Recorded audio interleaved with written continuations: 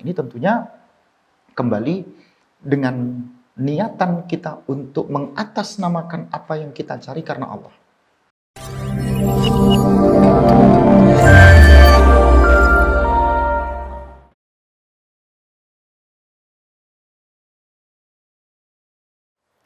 Bismillahirrahmanirrahim.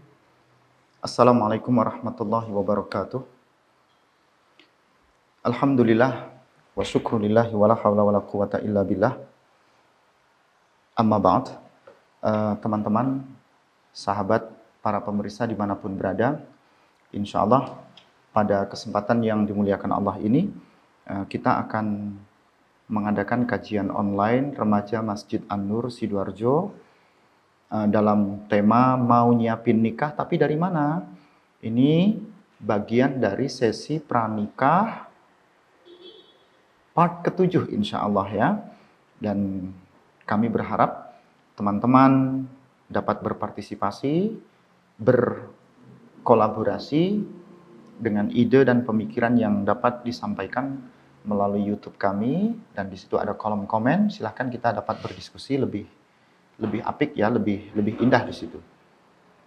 Ketika kita akan menyiapkan satu pernikahan, sering kita ulang-ulang pernikahan ini adalah bagian dari kebesaran Allah, nikmat yang Allah turunkan untuk kehidupan kita, dan karena ini adalah bagian dari syariat agama Allah, maka tentunya bukanlah hal yang mudah untuk kita jalankan sebagaimana biasanya. Apa yang harus kita lakukan ketika kita akan menikah? Kami melihat di sini yang pertama itu perlu bagi kita untuk berani menata niat kita, yaitu niat mau melangkah kepada sebuah pernikahan. Apa yang disampaikan Rasulullah dalam hadis Bukhari, yang sering hadis ini kita ulang-ulang dalam beberapa tema, innamal a'malu binniyat wa innamal likulli imri'in ma nawa. Sesungguhnya segala pekerjaan, segala amalan itu bergantung kepada niat. Wa innamal likulli imri'in ma nawa, dan setiap orang itu bergantung kepada apa yang dia niatkan. Kami contohkan di sini, melakukan sesuatu itu tergantung kepada apa yang sebenarnya Allah perjalankan untuk hidup kita. Banyak orang itu terkadang dia berpikir kalau dia mampu melakukan sesuatu. Contoh, kita punya rizki, kita punya pasangan. Rizki ini siapa? Sudah ada ketentuannya dari Allah. Pasangan ini siapa? Itu juga sudah ada ketentuan dan hukum Allah yang menentukan untuk kita di situ. Tapi pernahkah kita berpikir, apa sebenarnya yang Allah inginkan di situ? Allah menginginkan untuk kita, ada apa dengan rizki? Dan bagaimana ketika kita mencari apa yang Allah inginkan dengan rizki itu? Sama seperti dengan pernikahan. Ada apa dengan pernikahan? Ada apa dengan pasangan? Dan apa yang harus kita lakukan dengan pasangan? Dengan jodoh. Nah, apa yang harus dilakukan di pertama ini adalah bagaimana menata hati kita. Berani melangkah untuk mencari rizki, sama seperti kita berani melangkah untuk mencari siapa jodoh kita. Nah, ini tentunya kembali dengan niatan kita untuk mengatasnamakan apa yang kita cari karena Allah. Dalam firman Allah misalnya di dalam surah At-Talaq ayat kedua, Allah mengingatkan kita, a'udzubillahi minasyaitonirrajim, wa may yattaqillaha yaj'al lahu makhraja. Barang siapa yang bertakwa kepada Allah, maka Allah akan menjadikan untuknya, mengadakan baginya makhraja, yaitu jalan keluar. Makhraj ini adalah jalan di mana dia bisa menyelesaikan masalahnya. Jalan itu adalah jalan yang Allah tunjukkan, jalan yang Allah kasih hidayah untuk hidupnya. Sebagai contoh, dia menghendaki siapa pasangan hidupnya, maka dia hanya bisa bertakwa kepada Allah. Dia hanya bisa berserah diri kepada Allah. Dia hanya bisa meniatkan dalam niatan yang ada dalam kehidupannya, apa sebenarnya yang dapat dia lakukan ketika dia kembalikan kepada Allah. Nah, tentunya Allah yang akan memperjalankan siapa pasangan hidupnya, sebagaimana Allah yang akan memperjalankan bagaimana perjalanan untuk menemui atau untuk mendapatkan pasangan hidupnya. Di ayat yang keempat dalam surah At-Talaq itu, Allah kembali menyebutkan, "Wa may yattaqillah", barang siapa yang bertakwa kepada Allah, yaj'al lahu min amrihi yusra. Maka Allah akan mengadakan untuknya dari segala urusannya yusra, kemudahan. Ada orang yang berpikir kemudahan itu datang dari dirinya. Betul. Ketika dia berikhtiar, ketika dia berusaha. Ada orang yang punya prinsip, kemudahan itu dia akan dapatkan ketika dia mendapatkan rizki, itu karena dirinya. Bisa jadi betul. Tapi ada perjalanan Allah yang Allah perjalankan, bagaimana rizki ini menjadi mudah. Bagaimana urusan yang berhubungan dengan pasangan hidup, ini menjadi mudah untuk dia dapatkan. Nah, ini tentunya menjadi renungan bagaimana menata hati, menata niat kita ketika akan mencari jodoh. Mulailah dengan menata niat hati kita. Pernikahan karena Allah, jodoh adalah Allah yang memperjalankan, tentang bagaimana kita cara mencari jodoh, dan bagaimana setelah jodoh ini kita dapat, itu yang menjadi PR besar dalam hidup kita. Yang kedua, terkadang orang itu selalu berprasangka buruk. Orang terkadang selalu merasa apa yang dia lakukan itu salah. Orang terkadang berpikir negatif dari apa yang dia dapat. Dia mendapatkan rizki yang tidak sesuai dengan apa yang menjadi keinginannya, dia protes. Dia merasa kurang. Dia iri, dengki kepada tetangganya dan yang lainnya. Nah, hilangkan perasaan buruk ini. Maka pada poin yang kedua, berhusnudzonlah kita kepada Allah dan jadikanlah apa yang menjadi pilihan itu yang terbaik untuk hidup kita. Berarti dengan cara menghilangkan segala bentuk suudzon diri kita dari apa yang telah Allah perjalankan dalam hidup ini. Kalaulah kemudahan itu datangnya dari Allah.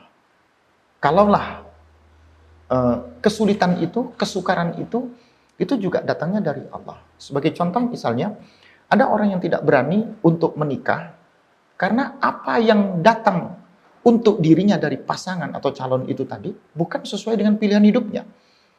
Entah mungkin dia takut dengan mertuanya, takut dengan adik-adiknya, takut dengan pekerjaan yang belum mapan, takut dengan keadaan keluarga yang nanti tidak direstui oleh orang tuanya, takut nanti tidak mampu mencukupi rizki dalam kehidupan pernikahan itu sendiri.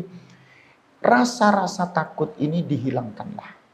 Jadi berhusnudzon, kita berjalan karena Allah, ya, dan hilangkanlah rasa suudzon, rasa buruk sangka yang berhubungan dengan yang Allah perjalankan dalam hidup ini. Ya, kita sering menemukan ada penyakit yang kita kenal dengan penyakit ragu-ragu, penyakit was-was.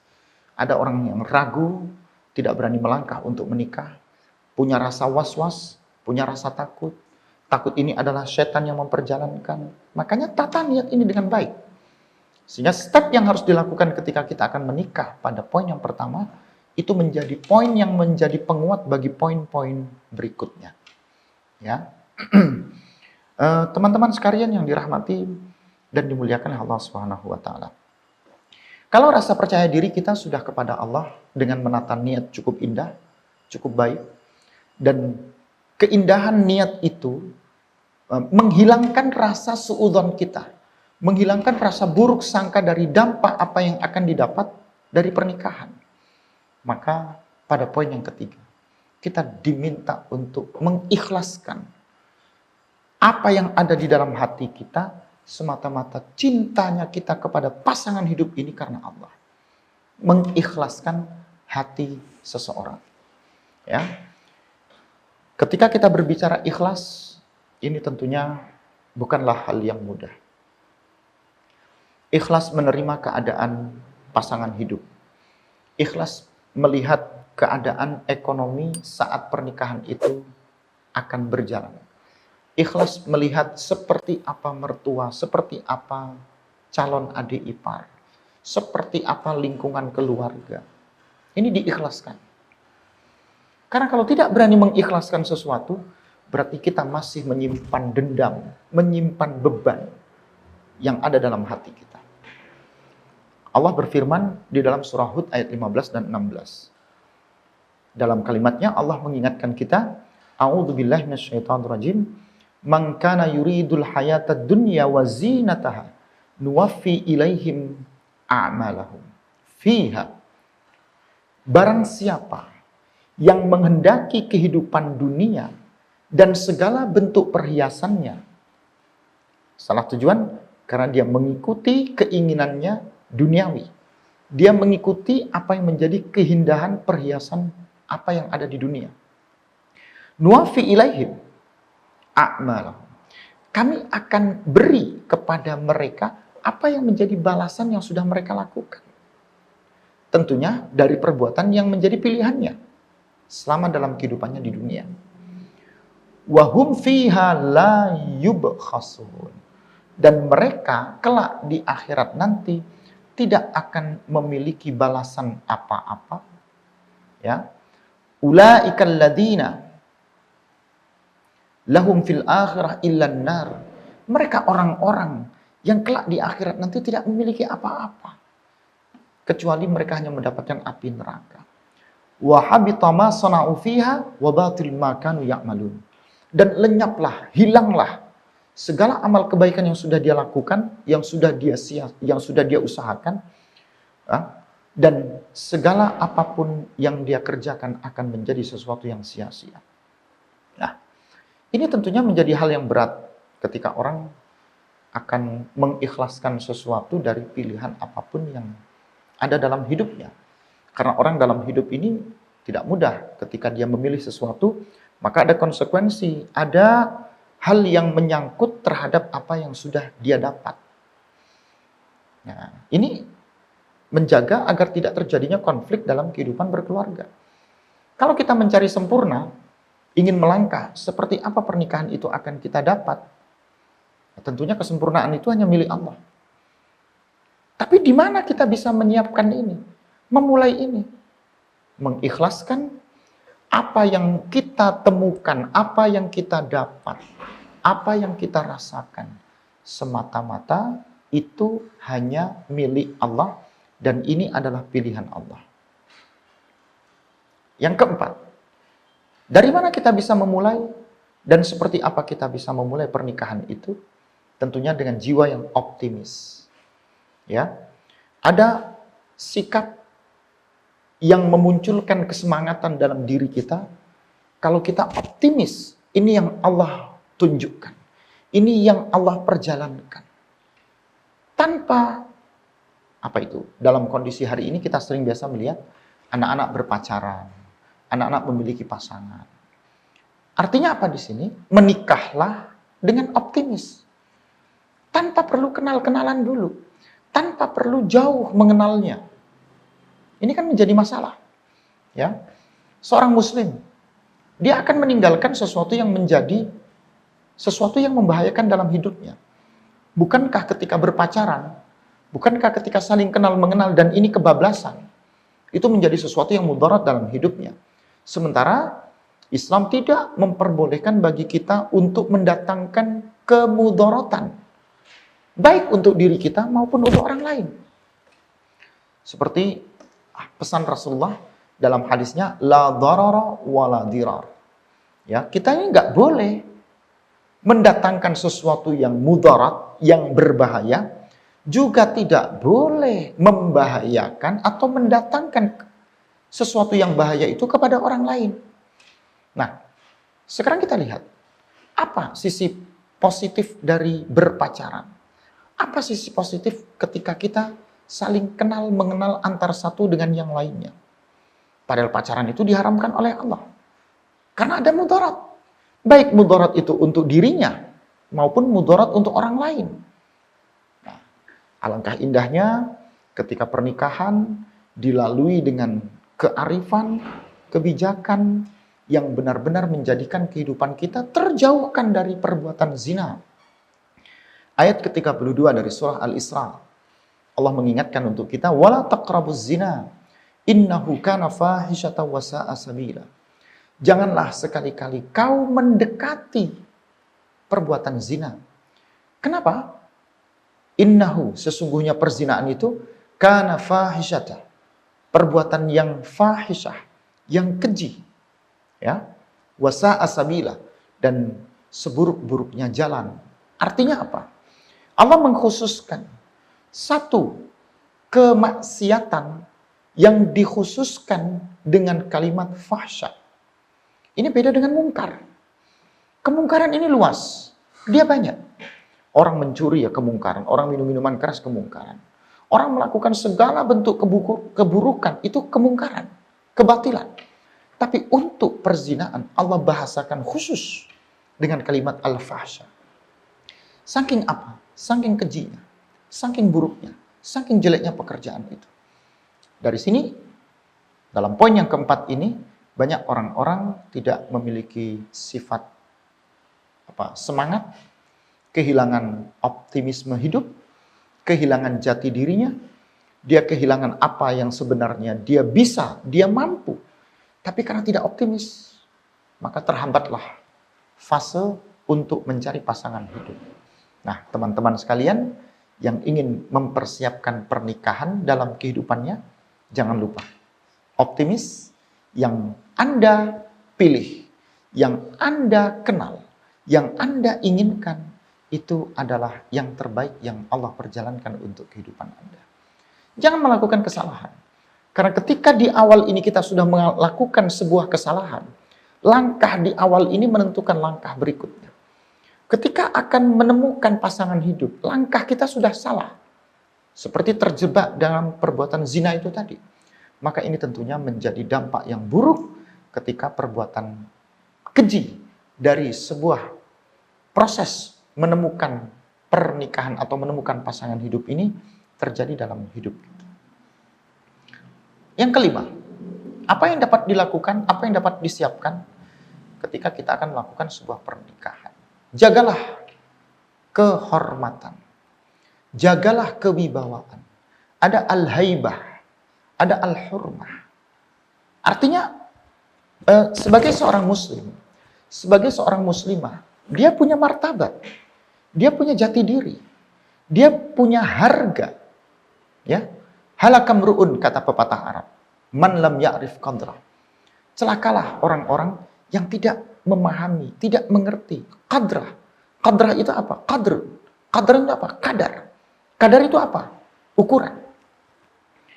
Makanya setiap orang ini ada ukurannya.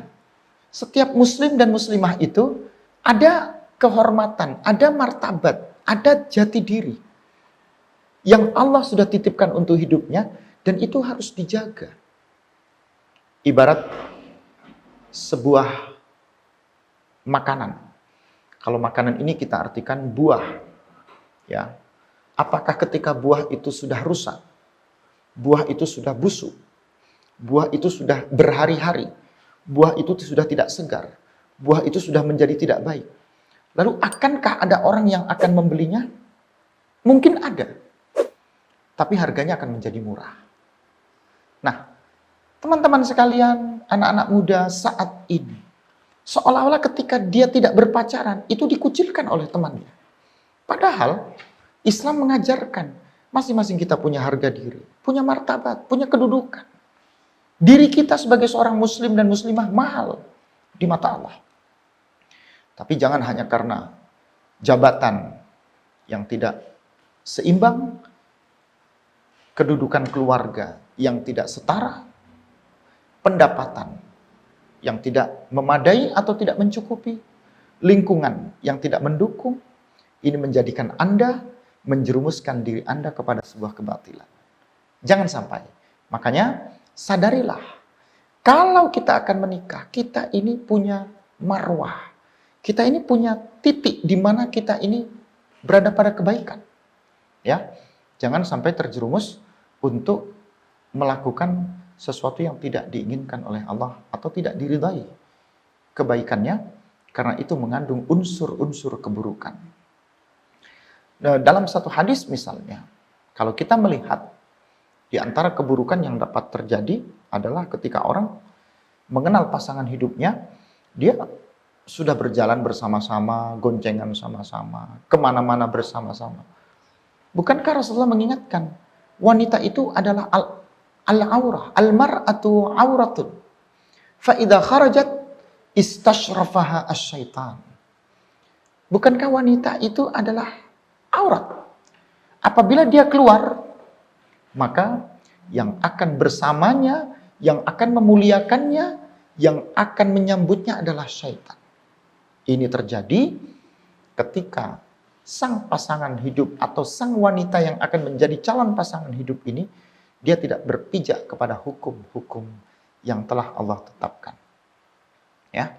Ayat ke-25 dalam surah Al-Anfal ikut menjaga diri kita. Jangan sampai diri kita jatuh hanya karena kehormatan yang tidak kita jaga, ya. Wattaqu fitnatan la tusibannal ladzina dzalamu minkum khassah. Dan jagalah, peliharalah diri kalian dari fitnah. Yang fitnah itu tidak hanya Allah khususkan kepada orang-orang yang melakukan kezaliman di antara kalian. Ya. Artinya di sini sebagai seorang muslim dan muslimah, kita diminta untuk menjaga diri kita, menjaga kehormatan kita, jangan sampai menodai keburukan sekecil apapun. Karena itu adalah amanah yang Allah titipkan untuk kita bersama. Ya, teman-teman dimanapun berada, pemirsa yang saat ini menyaksikan link kami, ya, yang poin yang keenam yang dapat kita petik adalah kemampuan kita menjaga kehalalan. Sekalipun ketika akan menikah, dia berpikir, itu adalah calon hidupku. Itu adalah calon pasangan yang akan mendampingi hidupku. Tapi tentunya dia diminta untuk menjaga dirinya, agar dia tidak banyak berhubungan, berinteraksi dengan lawan jenisnya. Artinya dia menjaga kehalalan dirinya. Orang yang baik-baik itu akan Allah pertemukan dengan yang baik-baik. Yang tidak menjaga kehalalannya, ya Allah akan pertemukan dengan orang yang tidak akan pernah mau mempertahankan kehalalan dalam hidupnya. Artinya apa di sini? Kalau kita sudah beriman kepada Allah, maka tentunya jangan sekali-kali kita bercampur. Jangan sekali-kali kita berkhalwah. Jangan sekali-kali kita berdua-duaan. Karena wanita dalam kondisi yang seperti ini, dia ditemani, dia dimuliakan, dia diistimewakan oleh setan yang ada di sekitarnya. Ya, bagi teman-teman yang akan melaksanakan pernikahan, alangkah baiknya ketika kehalalan itu benar-benar ada dalam kehidupannya. Yang terakhir, yang ketujuh, insya Allah 7 tema ini kita sampaikan apa yang harus kita siapkan dalam pernikahan. Yakinlah, nikah itu nikmat, dan nikmat itu membuka rizki untuk kehidupan kita. Dari mana kita mengatakan nikmat? Pasangan hidup ini sudah nikmat. Dari berpasangan, Allah turunkan, Allah jadikan ada anak-anak keturunan dalam hidup kita. Bukankah anak ini mendatangkan kenikmatan untuk hidup kita? Kita bisa tertawa, bermain, bersenda gurau, menikmati keindahan dari fase pertumbuhan anak ini. Kenikmatan. Dan bukankah ketika setiap kenikmatan itu, Allah akan sertakan rezeki untuknya. Wa may yatawakkal 'ala Allah fahuwa hasbuhu. Barang siapa yang bertawakal kepada Allah, maka Allah lah yang akan mencukupkannya. Artinya, setiap anak itu mendatangkan rizki. Setiap pasangan hidup itu akan membawa rizkinya masing-masing untuk kehidupan kita. Pernahkah kita berpikir, ketika kita akan mencari pasangan, kita harus sadar terlebih dahulu. Pernikahan yang menjadi pasangan dan itu sudah kita pilih menjadi pilihan hidup dalam kehidupan kita, yakinkanlah, kuatkanlah, tanamkanlah.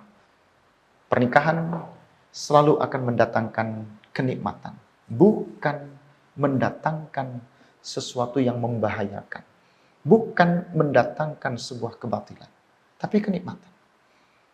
Yang kedua, yakinlah, setiap pernikahan pasti akan berbuah kebaikan, yaitu rizki untuk kehidupan kita. Maka setiap pasangan pasti akan ditetapkan oleh Allah dengan kemudahan rizki, yang rizki itulah yang nanti akan memudahkan kehidupannya. Dalam hadis Bukhari disebutkan, ma min yaumin yusbihul ibad fihi illa malakani yanzilani. Ya, ketika seorang hamba dia dalam keadaan setiap pagi, maka akan ada dua malaikat. Yang malaikat ini turun lalu berdoa kepada Allah Subhanahu wa taala. Fayaqulu ahaduhuma. Salah satu di antara keduanya akan berkata, Allahumma a'ti munfiqan khalafa. Wa yaqulul akhar, Allahumma a'ti mumsikan talafa. Ya Allah, berikanlah, datangkanlah, gantikanlah pada orang-orang yang selalu gemar, selalu semangat, berkeinginan untuk memberi rizkinya. Artinya rajin menafkahi, rajin mendatangkan rizki, nafkah, pemberian kepada siapa yang ada di sekitarnya. Orang-orang itu akan diberikan oleh Allah apa yang disebut dengan khalfah, yaitu ganti. Nah, yang lain malaikatnya akan mengatakan, ya Allah, berikanlah kebangkrutan, berikanlah kekerean, kemiskinan, kekurangan, ya, bagi orang-orang yang enggan untuk memberi nafkah. Artinya talafa ini sesuatu yang tidak akan mendatangkan keburukan dalam kehidupannya.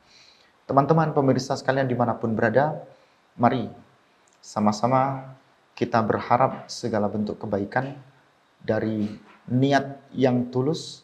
Ketika pernikahan ini menjadi pilihan kehidupan kita, maka pilihan itulah yang akan mendatangkan kebaikan untuk hidup kita. Tata niat baik-baik, dari mana kita memulai, tentunya dari niat, dan dari niat ini akan berbuah ke beberapa poin yang insya Allah poin-poin ini bisa kita kembangkan dalam poin berikutnya. Dan insya Allah mudah-mudahan suatu saat kita bisa memunculkan tentang bab-bab khusus, karya-karya khusus yang mengkhususkan pada pranikah. Persiapan apa yang harus dilakukan sebelum seseorang memasuki mahligai pernikahan yang mendatangkan sakinah, mawadah, warahmah. Mari kita ikuti diskusi, kita akan menjawab problem-problem apa yang muncul di kalangan adik-adik kita. Para pemirsa sekalian, silakan bisa komen, silakan bisa menanggapi dari apa yang kami sampaikan. Mudah-mudahan segala bentuk kekurangan dimaafkan, dan apabila ini sebuah kebaikan, amalkanlah. Mudah-mudahan amal kebaikan itu menjadi catatan kebaikan untuk kita bersama. Mohon maaf atas segala kekurangan. Astaghfirullah. Wassalamualaikum warahmatullahi wabarakatuh.